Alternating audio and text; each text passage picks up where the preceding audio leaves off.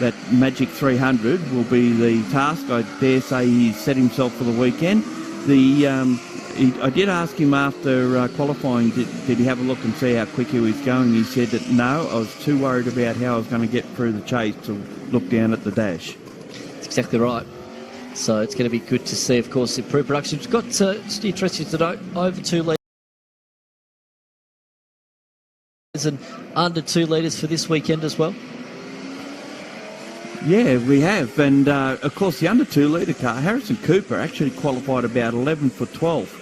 But unfortunately, he had a crash yesterday, so he's out for the weekend. So Kurt McCready and Josh Hendy are the two that we'll keep an eye out. They've both had a win over each other so far. So the rivalry amongst the under 2 litre brigade is strong. And it was a surprise to see him so far up the field, given the fact that Mount Panorama is a real power circuit and really supports big horsepower, big V8s, big turbos and what have you. But they've had a good effort. They've been swamped a little bit, as you'd expect off the start, because it's all power going up the hill, and then they usually come back a bit later. I always like to see that yellow Toyota Celica Turbo here. It's been racing around the country at the Nationals, which runs from state to state, circuit to circuit, for many, many years. Only ever missed one Nationals, and that one was his home state of Tasmania. He had a bad cold that year and couldn't race. But cars coming from all over the shop. Our race winner from yesterday is a Western Australian. We've got 2 South Australians, a Tasmanian, another Tasmanian, several Victorians in behind them as well. Great to see, isn't it? It's like a state of origin, I guess, in many regards. And there's the man that we'll have to watch out for in this race, Ray Hislop, rolling through screen at the moment as well. He's going to be tough to beat, even from position 4, Gary. Yeah, Matt Cherry's obviously got quicker here too. He was circulating yesterday in the low 2 minutes 21s. We know that Hislop is capable of an 18 here. Whether he can do it today or not, I'm not sure. And just how they... how obliging they are in letting him get past. I dare say they won't. I did say to him, I suppose there wasn't too many unhappy people that you didn't start race 1. He said, well, no, there was no tears shed anywhere. Yes, no, you're right. You're 100% right. So Phil rolling through the chase at the moment. We won't be too far away from a start here, the final race of the weekend for your improved productions. Looking forward to this one event. It's going to be a 7-lap journey as well. Of course, coming up after this one, we'll have the Production Sports 1 hour enduro, and then at 11:30 we go green for 6 hours. Of course, the High-Tech Oils Bathurst 6 hours. Phil just heading down into MRF Tyres Murray's Corner. We could almost... No, we almost get ourselves in that way. photo then, couldn't we? Hey, we just need to wave and we could get our ugly mugs on there. One day the technology will be there. Yes, no, not right. At the moment though. As they grid up, it's photo a standing. It's called. Yeah, it's a standing start for these guys, and they have turned it on already. And we've seen, as typical of these sorts of, with such a big field, that we're going to have some DNFs and some issues going on. And unfortunately, we lost Ian Rice as well, the little Ford Escort having a crash. And certainly dented his plans to go to Darwin this year and race at the Supercar Support events. They're sort of lining up to have at least 2 grids up there this year. So the popular winter destination for improved production and HQs, and the Commodore Cup guys that go up there as well. It's interesting to note that the field is so large here. It'll be going around Murray's Corner before we get to the end of the grid, in fact. Yeah, you're lucky you're not the only grid marshal, or you'd be you'd be one tuckered out individual by the time you got to the back of the field to wave the green. You'd be testing your fitness, to say the least. Indeed. Just having a look here at the 29 car of Poole. Looks like the officials are in the door of that car, so hopefully everything's okay for that. If it's not, I dare say we'd have a delayed start here. So you can see there on screen the officials around that Poole car, and they pushing that car backwards. They are. So we'll have a little bit of a halt in proceedings here at the start of the final race of the weekend. But for Poole, that's a bit of disappointment. He's going to start this race from position 3. Yeah, Adam Poole is actually what's got going now. So I don't know what the story is there. Might have got a bit of heat in the car, but he'll go around and probably go in the back gate, I would imagine. Which is midway up Mountain Straight. cars here from the Northern Territory as well. I'm just looking down. Barry Smith brought his Commodore down here. He's one of the locals up there. James Proctor was another. Unfortunately, the RX-8 Turbo went up in smoke in qualifying, so he was unable to take part. And you can just see Mark on the front of one of those Hyundais, and that's the car of Nick McLeod, of course, that's starting off the back. Green flag in the back. We'll get set for a start here. Your front row for this one, Matt Cherry, alongside Brown. Brown in that Newlon number 81 car. The revs rise. Away we go for the final race of the Heritage Tour of the improved production, I should say. And look at this overlap and contact. Around goes Brown, unfortunately, on the left-hand side of the road. Lucky not to get collected there as well. Bit of disappointment from Brown. That is not the way that he wanted the final race this weekend to get underway. And dare I say it, he might be done as well. Yeah, so, as you say, unfortunately, Hislop the second already. Without Poole there's only those two big Mega V8s running now. Milano going through the corner there. Then the traditionally well-starting Evos of Andrew Sedanis and Michael King in the mix as well. But at the moment, they both got past Lee Forrest off the start in their little Toyota.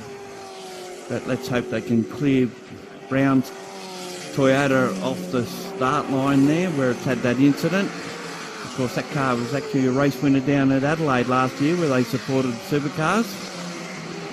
So it is a front-running car, and unfortunately it's out of this one bottle of it.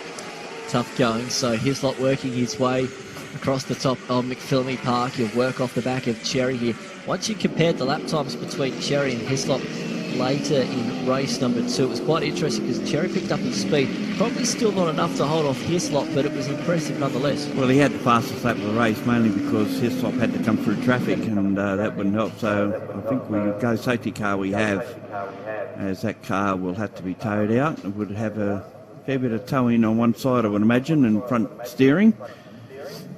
Yeah, so a bit of a recovery here at the moment, unfortunately, for Brown. It just looked like there was an overlap, wasn't there? He went to go to take that inside line. Unfortunately, it didn't quite work out for him, and pays the heavy price here at the final race of the weekend for the improved production. So again, it was meant to be a 7-lap journey here. We've had 3 races this morning. They've all been truncated by safety cars. Got that moving quick. Haven't they ever? Great job from our volunteer officials and marshals getting that car pulled away. And you can see where they can go in that back gate, which is just up past the kitten signs. Thankfully enough, I say this with best possible respect, it wasn't as bad as what it could have been, because, I mean, had that car landed in the middle of the road, goodness me, it would have been chaotic. Would have been brought us back to the start of this race in 1983, where it was mayhem in the major race, 1,000 that year. You're not wrong. You're not wrong. There were some famous words as well, wasn't there, on that particular day? Oh, yeah, it was always the question of did he fall or was he pushed? I think that's half the time the main question when it comes to motorsport, isn't it? Yeah, so our race order at the moment is Cherry, Hislop, Milano, Sarandis, Kyle Organ-Moore in the VS Commodore, Luke Gretsch-Cumbo. Now, here's a non-starter out of race 1 as well. They went to go down to the dummy grid and put the brake on, and it went straight to the floor, the brake pedal. So they couldn't start. So he had to fight his way through from the back of the grid, and currently running in 7th. Michael King, 8th. Justin Wade this weekend debuting a BMW 135i. He's gone turbo. Yeah, so of course, under safety car conditions here at the moment for the improved productions. Not too far away, 11:30 is the start time for the High-Tech Oils Bathurst 6-hour. Eminora Francesco has an update from the lane. Yeah, that's right, because there's already so much happening in pit lane ahead of that race. It's not too far away. Aaron Reid, who's a team manager for car number 23, the guy sitting on pole position. You heard what happened to the Sherrans. What is your secret? Why is your car so fast? I don't know if it's fast or just Tim, but I'm sure they'll get back up there at the end of the race, because it's a long race, so I'm sure they'll be fine. That's the thing, anything can happen at the mountain over 6 hours, right? Exactly, it's a long race. As we found out last year, we didn't quite make it, so it's a long way to go. Good luck. Thank you. It's interesting, wasn't it? Their car extremely quick yesterday. Remember, their car was very, very quick in the race last year. They were, I know, poor old Tim Lane's going to give me grief for saying this, because 20 minutes left in the race. They dominated the whole entire 6 hour. and then unfortunately they had a tyre fall off. I think from memory it was the right rear tyre, and it was just a bit of disappointment, wasn't it? Yeah, well, Ian Sharon made mention of the fact that the car's quicker up the hill, up the first sector and down the last sector. It's possible because Tim Lay's driving it. He's getting through the corners and getting off the corners quicker, and it's no major difference in performance-wise, if you understand what I'm saying. Yep. That his cornering ability might be a little bit up on theirs, and that's where you get the better punch out of the corner, and you can carry more speed at the end of the straight. It's interesting. I think the reason why, because once you compared the numbers at the end of Friday practice for the 6 hour, of course, the Evos typically have been brilliant going across the top, haven't they? They've been about a second quicker than the BMWs. Keeping in mind that the Sharon Rentals BMW, they've got a mini rear wing now on the back this year, and they were only 2/10 away from the Evos going across the top. So I reckon with a little bit more of that downforce in the rear end of the car, it is helping across the more tight and twisty stuff going across the top of Mount Panorama. Further to that point, it means they're roughly around about when we were going to the speed traps on Friday, about 7 kph down on the Tim Lay Beric Linson BMW. So it's interesting how that can obviously play a part as well. Yeah, you're right there with KPH is a major thing. There's no one will match the BMWs. Perhaps the FPV Ford and the HSV Holden, they were about the same, 266. Yes, we did see out of those ones. The Tony Virag, Joe Krillos, and then John Bower machine was bang on those numbers. Yep. Yeah, so they were, and we did, I think we've seen 259 from the Falcon. So that's the sort of speed we're talking about down the straight. Not quite as quick as these guys. Yes. Well, you're not right. at the moment, I should say. But yeah, these guys are getting up around the 280, 290 mark. What we've seen yesterday, some of the fast cars. So we should go back to green conditions at the end of this lap. They're certainly bunching them up as we speak. Once those lights go out, of course, I understand. I'm not sure if it works for this category or not, whether they have to stop weaving. Yeah, that's always a contentious. Remember back to the Bathurst 12 hour, that was a contentious topic, wasn't it? With a few cars being slapped over the wrist towards the back end of the race. It's something we'll have to watch out for today. Different, the overseas drivers are different rules for different countries. So do tell them at the drivers' briefing what the situation is. Yeah, so we're going back to green race conditions, Cherry and Hislop, Ford versus Holden. What more would you want out of life? And there's a couple of Evos stuck in there behind them as well to keep an eye out as we get ready to go racing. So Matt Cherry, he's been dominant so far this weekend. He's still got one race to go, but the big question mark this time by is he's got one Ray Hislop behind him who has been mega in that Ford. He hasn't had the cleanest weekend so far mechanically, but right now is when it matters most, the final race of the weekend. And Ray's not going to let him get away off the start either, as Cherry will control conditions. Actually, in overall results, Matt Cherry is well in front. He can let Hislop go and no problems, but I think Pride might come into this one as well. And Hislop already looking to go past him as they go down to turn 1, hill corner, and out the other side. And we'll watch him go up the hill now and see what sort of performance difference is between these leading two. And already Hislop has pulled out of the slipstream of the Monaro, and I think he's got his nose in front already. He has. He's zoomed past the Holden Monaro into the lead, and all now Cherry can do is try and hang on as much as he can, and they've gapped back to Milano by a fair amount at this stage in third position. And already Lee Forrest has picked up a couple of spots as well in the Celica. He just drives that thing so hard, and what he can't get to in straight line performance, he just makes up by throwing the thing sideways through corners. We've seen it in the past, lifting wheels going through Griffin Bend and out of this corner. Wild stuff. It was no surprise to see Hislop getting that fade straight and that performance underneath the bonnet, and ultimately they're getting down the inside as well. So you would probably suspect that he might be able to pull away, not so much across the top though, Mount Panorama. We know it's going to be difficult for him across here because he hasn't quite got that mechanical grip performance, I should say, compared to Cherry in behind. Yeah, they are staying close together across the top there. Now watch this Celica from our overhead drone shot going down through the S's and towards Forest Elbow. Although the Evo is staying with him on this occasion, that's Surrenders in behind him, Alden Moore in the VS, one of former Dave's Calendar engines in that car, and we know that they had quite a good top end. So out onto Conrod Straight, and his swap is in front only by about 0.07 of a second at the last checkpoint, which is out of Forest Elbow. I dare say down the straight at 294 kilometres an hour compared to 287 from our second place car is an indication of just how fast that car is a straight line. 288 from Milano in third spot, Surrenders in fourth 252, which you expect won't be up to the speed of those front runners. Organ Moore 249. I made a liar out of myself by saying it was fast in a straight line as well. Maybe he got caught behind someone. There it is, going through the corner, just in front of Gretsch Kumbo, who may pull out past him and should have a faster car. But his stop goes through in a 2:19.7 on his first flying lap. So look out for the next one. It'll be a humdinger, and I reckon he'll be looking to get into a 17. Look out, that's the word from Gary O'Brien. A humdinger on a Sunday morning here at Mount Panorama, an Easter Sunday at that as well, as we watch the field going over the crest on Mountain Straight. So the margin from first back to second, as you touched on, Gary, 1.2 seconds now. Here's Lachlan Cherry, Milano back there in third.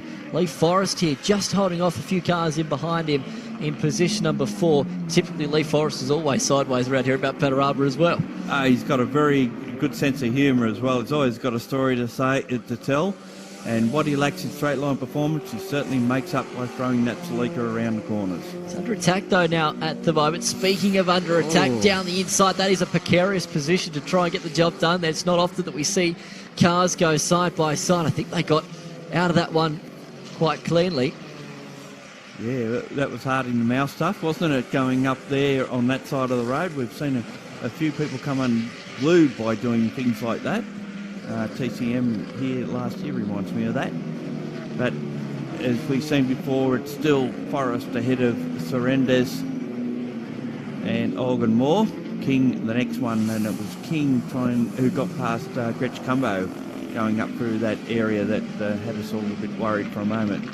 So we just keep an eye out where his stop will be out on Conrod Straight. We'll get another time period from him. I think he's a bit slower this time. He's a K faster down the straight at 295. Cherry was second. He was 287, 288 from Milano. So Milano's got a K up on the Monaro, but obviously lacks somewhere else, or else he would be in second position. The little Celica goes down the straight, and I'll just try and get a time on that, a 262 for the turbocharged Yellow Peril. Yellow Peril. I like that. That'll be your famous last words now for the High-Tech Oils Bathurst 6 Hour. I see coming through the field up to position 8. There it is, Jordan Cox. He qualified third fastest in this car. So that's a 1200 on loan from John Boston. It's got a 1.8 litre turbo engine in it, and it goes like a rocket. The only trouble is it likes to spray out a bit of oil out of one of the breathers on it. It's been having a drama. We've just seen a drag race going up the hill this time round between, it looks like Surrenders, no, not Michael King, 2 Evo 8s in the field. There's obviously a similar look at from the front. Of course, Jordan Cox was an overnight social media sensation here a couple of years ago, wasn't he? Because he was incredible at one of the support events to the Bathurst 12 Hour. He was sideways going across the top McPhillippi Park. He had, I think, 3 wheels at the moment, only sticking to the road. It was quite impressive, wasn't it? And then went to Adelaide and was sideways through the Centre S's. Yep, yeah, that's that Honda Accord. They have that car's in the field here actually this weekend as well. It has been moved on. Jordan's building himself a Suzuki Swift Turbo. Oh, Suzuki Swift Turbo, that would go like the clappers. Yeah, Kyle Organ Moore getting a bit sideways, getting towards McPhillippi there. Just tucks the tail out a little bit. His Sops lead now 1.36 seconds ahead of Matt Cherry. Milano still third. Forrest, Surrenders, King. The 2 Evos running 5th and 6th. Organmore in 7th, Cretch Cumbo in 8th, Wade up to 9th. He's picked up a couple of places, and Dukes in the BMW is in 10th. McPherson 11th. He and Wade had a bit of it coming together in race 1 that required them to go to the steward's office and explain their side of the story and how right they both were, but not agreeing with each other. That's exactly right. Typical motorsport, isn't it, sometimes? The drama, we love it. Cherry through the final turn here, back down the main straight. The margin now, incidentally, from first back to second is bang on 2 seconds. So Cherry hasn't let Hislop get too far away here at the moment. He's just keeping him honest out there in front at the moment. So we'll see what he can do. Great battle, though, here. Lee Forrest charging, pushing, and trying to hold those in behind away from him. Yeah, the just noticing there too that Cherry has done his quickest lap of the weekend at 20.6. As more battles going on here, this will be Marinelli, Nissan battling it out with Greg McPherson. Marinelli didn't finish yesterday's race, but has fought back fairly strongly in this one. So he's come from the back near the back of the field somewhere. We have lost Jordan Cox again. Makes a habit of coming from the back of the field and not finishing. It's not good. He's dropped wide right out of this one. The exact same thing happened to race 1 of the weekend, in race 2, and now race number 3. You thought it might be a case of third time lucky, but clearly not. Driving that car a little harder than what it's normally meant to be driven. Well, there was you reported there was flame or something out the back earlier on the we weekend. heard that from that oil retriever fleet. Flame around the bottom of the car. They thought it must have done an engine, but it was just oil catching fire, fortunately. More battles going on here. Mazda, another Nissan. That's the, of course, the car was... that was Troy Marinelli getting a bit sideways. That's Stig Richards. What a good name for Stig Richards. Love it. New South Welshman. It runs around in the local improved production races over 2 litre. And he's been solid this weekend, up around the 12th, 13th, just ahead of Ben Algie in that BMW, the next one through. Just a quick skim back to where we were with the under 2 litres. I did say McCready and Handy won a race each, and this time it's Orcus that's out in front. So they're sharing the honours around, you might say, for the weekend. Orcus unfortunately didn't finish the first race, so he won't take overall honours. And that'll be between McCready and Hendy, and at this stage that would rest with McCready. So 1 more lap to go for your leaders out in front. Of course, Hislop holding off Cherry for the moment, 1.6 seconds the margin. We go back to this battle still for position number 4, Lee Forrest. You've got to say, probably, I mean, aside from Hislop, probably man of the match performance so far to not fold under pressure here. Yeah, well, he's up against 4-wheel drive later model turbos, and he's doing an excellent job and more than holding his own now. As we see there, King trying to make a move on Surrenders down at the hill corner and almost got there. Now they'll have a drag race up the hill to see who is top dog amongst the Evos. Kim came from a long way back, didn't he, down there into Hell Corner. Thankfully was able to pull it up on the anchors and not make contact between the 2 Evos as they make their way over the rise on Mountain Straight once again. So Stardust has been able to hold on for the moment. Now into Griffin's Bend, a little bit of camber here, which pitches the car in on the right-hand side of the road, so you can get away with a little bit later break into that particular point of the racetrack. Also helped by the fact that you're going uphill there as well. Now into the cutting for the final time. This is really odd, isn't it? It's a good battle. And now throw into the mix a little bit of lap traffic as well. Yeah, coming up on the back of young Nick McLeod, who's giving his XL a bit of a run and allows Lee Forrest to get past. The interesting thing, like Jordan Cox, Michael King is suiting up again later in the day to run in the High-Tech Oil 6 hour. And just getting some extra miles in, no doubt. Come back and report what the track's like. Fortunately, it hasn't been too much oil gone down this morning. We've still got a 1 hour production sports race to go. Here's Matt Cherry in second position coming down the straight. This is the last lap. And there's our race leader, Ray Hislop, coming down. It brought back memories of a couple of years ago where he got tangled up on the last lap with a lap car And for a moment there, I didn't know which way he was going to go.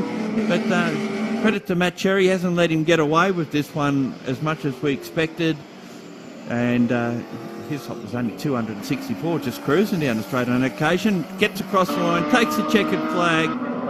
Matt Cherry in second position will be the overall over 2-litre winner for the weekend. Great race once again here from the improved production. Still this battle goes on between the two Evos. Sonatas hard on the left-hand side of the road, then going down into the chase. So he either had a moment going through the kick, or he was just being extremely defensive on the run down to the left-hander. He's going to try and hold on here as they come down into Murray's. A big dive from King. He's going to make it stick like he almost did it. Held corner. It gets the job done. Moves up a spot.